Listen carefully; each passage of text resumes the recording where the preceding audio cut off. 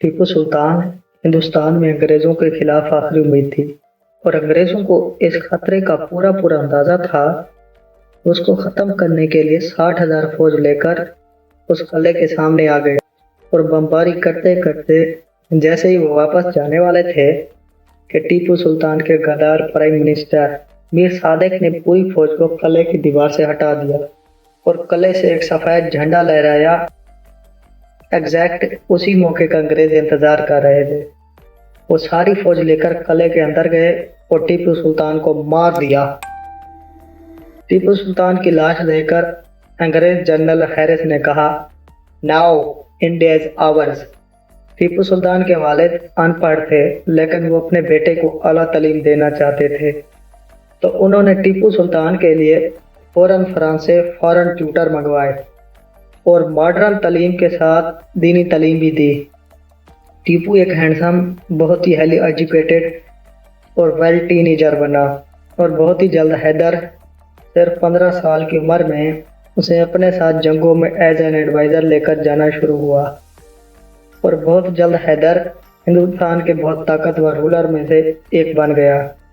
टीपू सुल्तान एक बहुत ही नेक मुसलमान था और अपनी एडमिनिस्ट्रेशन में हिंदुओं को पूरी नुमाइंदगी दी, लेकिन बाद में जब अंग्रेज जीत गए तो उन्होंने टीपू सुल्तान को एक जालिम हुक्मरान के तौर पर पेश किया।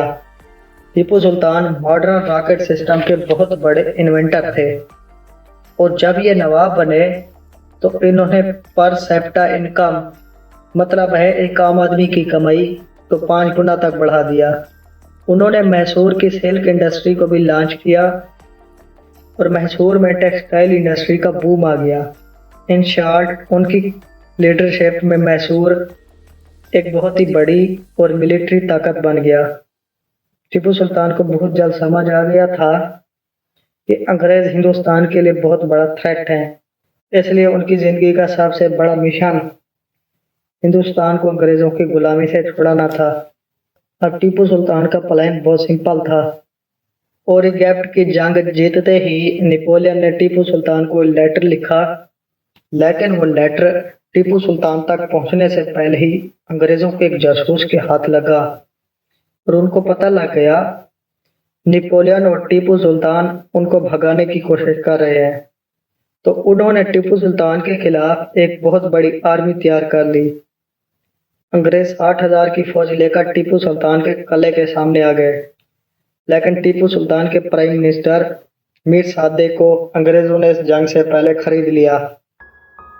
अंग्रेजों ने अपनी तोपों से किले को तबाह करना शुरू कर दिया, लेकिन मीर सादिक की रहनुमाई में अंग्रेजों ने टीपू सुल्तान के वफादार जनरल को मार दिया।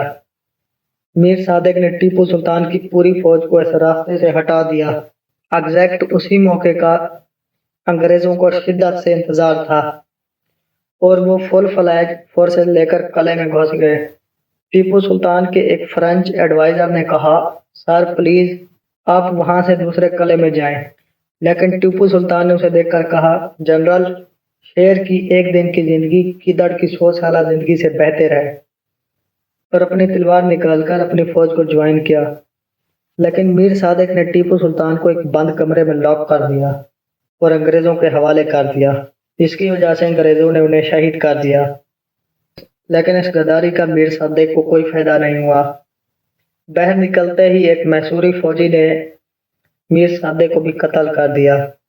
मैसूर के लोगों ने, इवन बूढ़े, बच्चे, औरतें, सब ने मीर सादिक की लाश को कब्र से निकालकर उसके टुकड़े किए और एक जगह पर लटका दिया और 2 हफ्ते तक पत्थर और जूतों से उसकी लाश को मारते रहे। आखिर नई ब्रिटिश गवर्नमेंट को उसकी लाश को बचाने के लिए फौज भेजनी पड़ी। आज भी लोग उसकी कब्र पर इसलिए जाते हैं ताकि उसकी कब्र को जूते और पत्थर मार सके।